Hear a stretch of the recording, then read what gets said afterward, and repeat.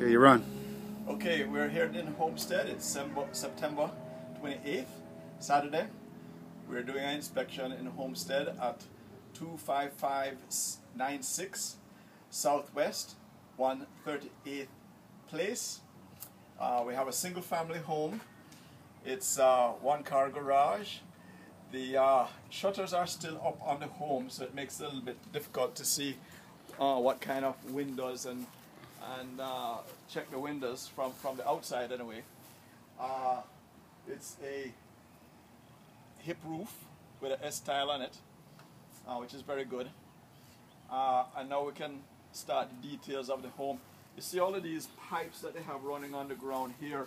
He has a water filtration system, which he seemed to have run pipes through the yard to I guess water the irrigation of the yard with filtrated water. You have your clean out there for your sewer, and as you take a look, you'll see that there's a lot of erosion taking place, especially in this area. I guess because of the water coming off the roof.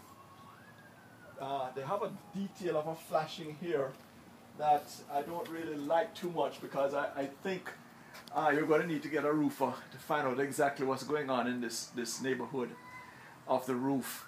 You have a couple other areas that you want to have checked out too on top. The reason why I'm a little concerned is because you seem to have a lot of water coming in this area, so much so that this wall here has started to have some water intruding in on it, and you can see from the markings of the water stains. And then when you come in the back here, you'll see all of this paint has been coming off of the wall because of the water. So we'll go through the house and finish on the exterior. Want to cut that so we can... No, I'm just going to go all the way through. Oh, okay.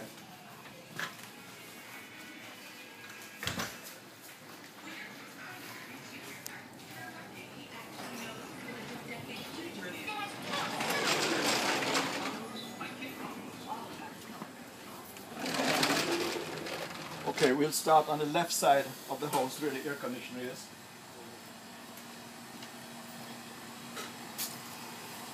Now, unfortunately, on this side of the house, you do not get a lot of sunlight, and you seem to have an area where you have a lot of trapped water. So when it rains hard, this area will become very, very moist. And you can see that some of the water is starting to erode away the earth here. As we look at the air conditioner,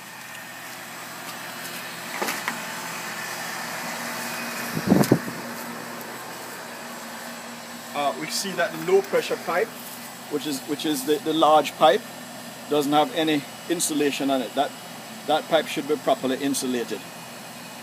One of the things that I notice here, I mean, it's not really that important to the actual function of the house, but I seem to have ground the cable, the dish, to the water drain system. That is not a ground, and should not be used as a ground. The water comes off the roof, and you can see how it has eroded the soil from under it. So let's go to the other side where the electrical is.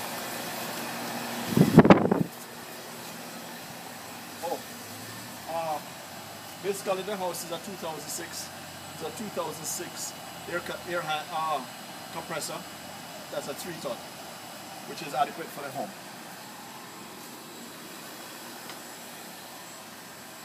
As you can see, all the shutters are up around on all the windows, so you know you have hurricane shutters for all of the windows,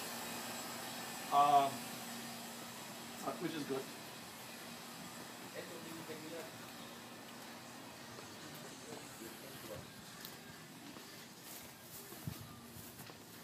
Here's your water purification system. You have your salt tank that is used to clean the filter. So you have to put salt in here ever so often, so that you can get these filters purged and cleaned. The purge water appears to go into these bigger hoses back here and drips out at that large hose over there by the cardboard. But you can tell that the area under there is sort of burnt, probably because of the salt in the water. So it's not that healthy for the grass over there.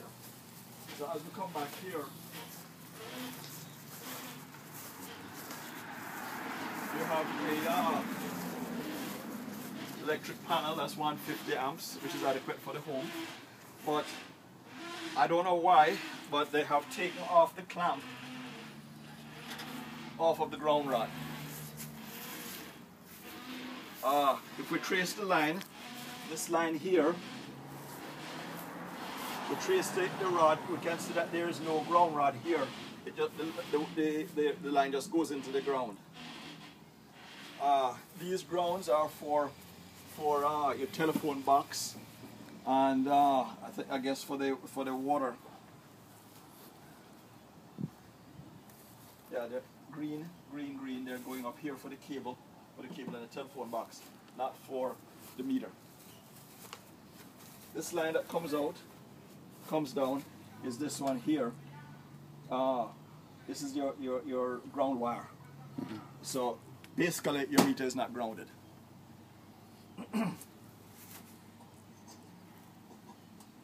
Well, without my screwdriver, this is not going to work. But inside here, they have taken off the cover. So therefore, when that lid is open, the bus that has the electrical in it is exposed. It's supposed to have a cover plate over it. So that shouldn't be too difficult to get. So let's go ahead and go into the house, Okay.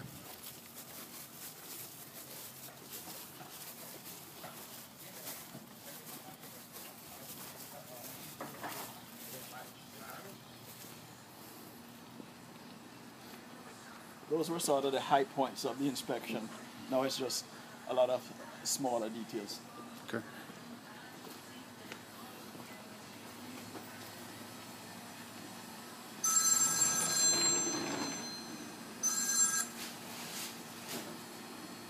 Hello. I'm at my inspection, huh? Yes, I am. In fact, they're videotaping me on the phone talking to you. They're videotaping me on the phone talking to you.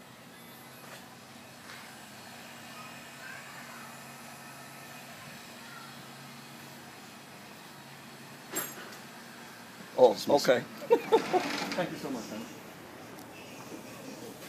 All right.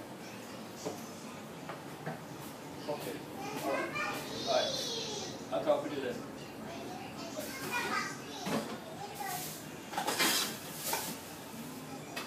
That idiot man could not fix the car. Oh no? That's been told in $10 Toyota. He broke the car. Anyway, back to the inspection in the homestead. We are now on the inside of the home, and the first thing we notice is a stain on the ceiling. But that is attributed to a can of soda or fruit juice which got a little bit stale and therefore exploded, and that's the result. Okay, so this is just a cosmetic thing? Yes. Okay. Yes. The other thing that we notice in the ceiling though is the marks from the vent. Uh-huh. That's usually a sign that the home has should be tested for air quality. And okay. You want to make sure that whatever air is being blown out of the unit doesn't contain any allergens. Okay. And from that look, it probably has some allergens in it. Okay. The kitchen, we have a little bit of separation back here between the splash guard and the counter. They have done some silicone, but there's still that separation back there. That's probably going to be an ongoing problem. You really can't see any damage to the cabinet because the backing of the cabinet is there, so the water is going behind the backing of the cabinet to the wall. This waste disposal does not work. It's not operational. Okay. Which is the dishwasher is used as a storage area, not for dishwashing. Okay. So it may or may not work. It probably would. What happens with a dishwasher when it's not in use is that the seals tend to dry up, and therefore when you put it in use, the seals then leak.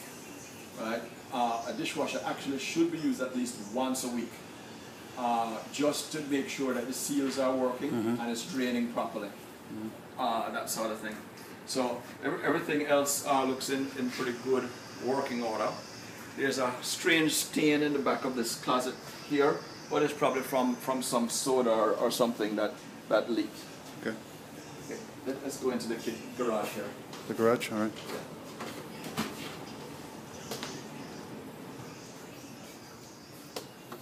Okay, in the garage door is a manual door. It operates fine. This area here with this weird-looking thing is actually where you store the shutters. Oh yeah, I Take see. them off the house. That's what that is. Okay. Yeah. And back here, go and step along here too. You have your water heater. No, I want you to get, because you're going to have to shoot back there. Oh, okay. They have some damage to the baseboard back there. Can you see it? It's kind of dark, but I can see the mark. Yeah, it's Okay. like a water mark. I believe that it's from the hose, right? This hose is ballooning in areas. Okay. And if you look on that side, you'll see that there's some drips from the hose itself. Okay. So maybe it needs a new hose. Yeah. The hoses don't seem to be doing too well. Okay. The connectors seem to be corroded. There's a lock off for your water heater right there. And that you could probably put on a timer if you wanted to, or a watt saver for your electrical, to have them do some electrical averaging and help you bill.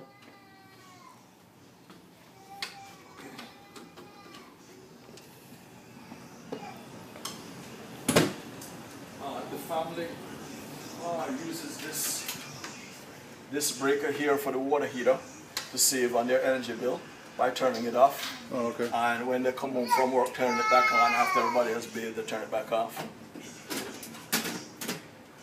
So